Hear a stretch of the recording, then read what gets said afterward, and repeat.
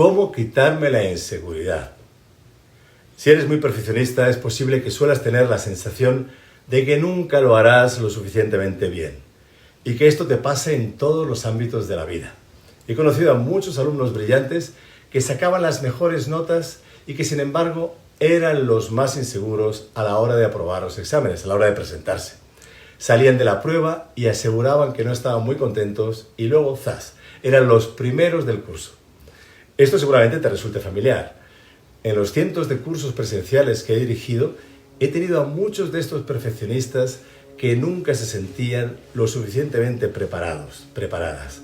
Muchos de estos alumnos luego resultaban ser los mejores terapeutas, aunque para ello era importante que dejaran atrás los mensajes de la infancia, esos mensajes de que no eran lo suficientemente buenos, lo suficientemente buenas, que había que hacerlo mejor y mejor, etc.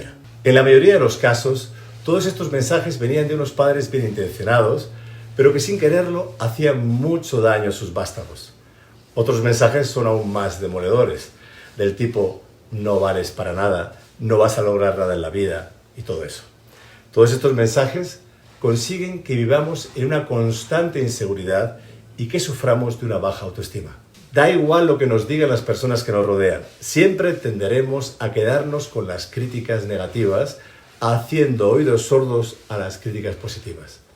Con esto te quiero decir que es importante quitarse lo antes posible esos mensajes limitadores de la infancia. Y para ello nos va a ayudar también ponerse manos a la obra desde ya, sin esperar a que un buen día, como por arte de magia, sintamos por fin una seguridad repentina. La seguridad terapéutica tiene que ver con la actitud terapéutica. Es como un músculo que conviene entrenar. He formado a miles de personas y muchas de estas personas sufrían lo que yo llamo el síndrome de deformación continua. ¿Qué quiere decir esto? Que cuanto más se forman, más inseguridades van generando. Todos sabemos que la ignorancia es muy audaz y descarada. Cuanto más sabemos de un tema concreto, más nos damos cuenta, inevitablemente, de lo poco que sabemos. Solo sé que nada sé, decía Sócrates, que era una de las personas más sabias de la Grecia clásica. Por eso pienso que la seguridad no tiene por qué estar reñida con la humildad. No estoy de acuerdo con las formaciones que duran años y donde no se ponen en práctica los conocimientos hasta la fase final del estudio. Ello genera cada vez más inseguridad en los alumnos.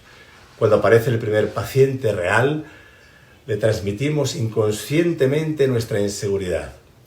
Siempre digo que el primer momento con un paciente es como un examen, en el que el paciente decidirá de manera inconsciente si aprobamos o no. O sea, decidirá si vamos a ayudarlo o no. Como a todos nos gusta tener razón, una vez que inconscientemente decidimos una u otra cosa, va a ser difícil que cambiemos de opinión. Por eso es tan importante que apliquemos lo antes posible las técnicas que vayamos aprendiendo. Si aprendemos, por ejemplo, los puntos de acupuntura indicados para mitigar dolores de cabeza, aprovecharemos la primera ocasión que nos surja para poner en práctica este conocimiento. ¿Que estamos en el trabajo y un compañero o compañera tiene dolores de cabeza? Pues manos a la obra. Y lo vamos a hacer como si lleváramos haciéndolo toda la vida. A este perfeccionismo, provocado en parte por los mensajes de la infancia, como decía, cabe añadir algo que en sí es muy positivo, el sentido de la responsabilidad. ¿Y si le hago daño al consultante? ¿Y si empeora después de mi tratamiento? ¿Y si?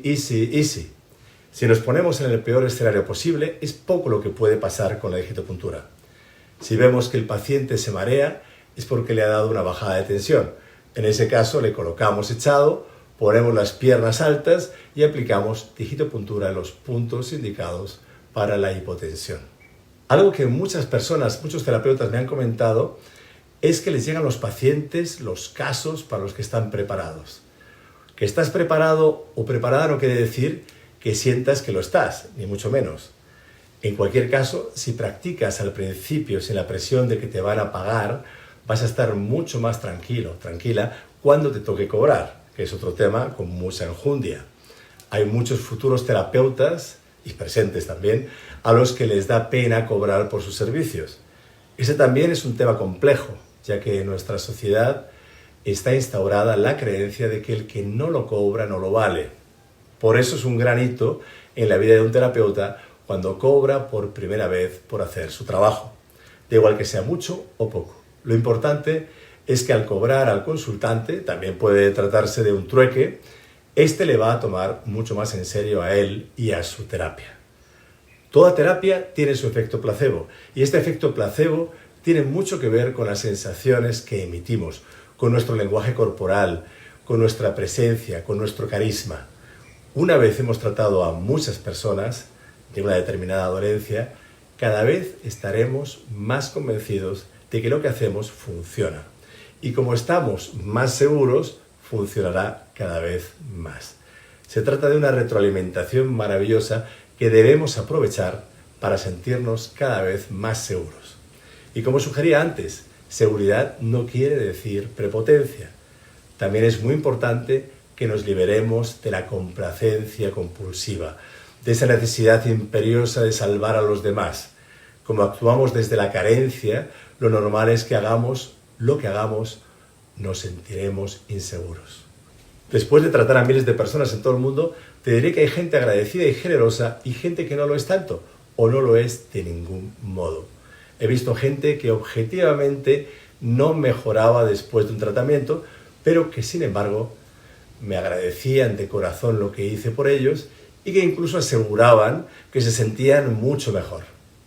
Otras personas, en cambio, tenían una mejora más que palpable y evidente y sin embargo eran emocionalmente demasiado tacañas para reconocerlo. De ahí la importancia de que ayudemos a los demás sin esperar comentarios de ningún tipo.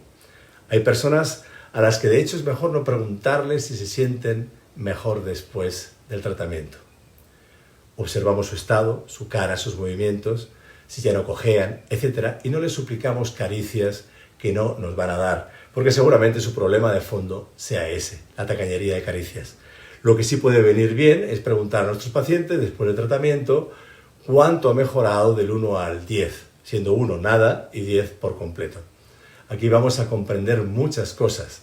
Por un lado, vamos a ir desarrollando una sensación subjetiva de cuándo miente el paciente y cuándo no. Y por otro lado, veremos que las personas resilientes y agradecidas tienden a exagerar la mejoría. Dicen 9, aunque en realidad hayan mejorado hasta 7. Mientras que los pacientes menos generosos, sobre todo con ellos mismos, serán más bien rácanos con la valoración de la mejoría.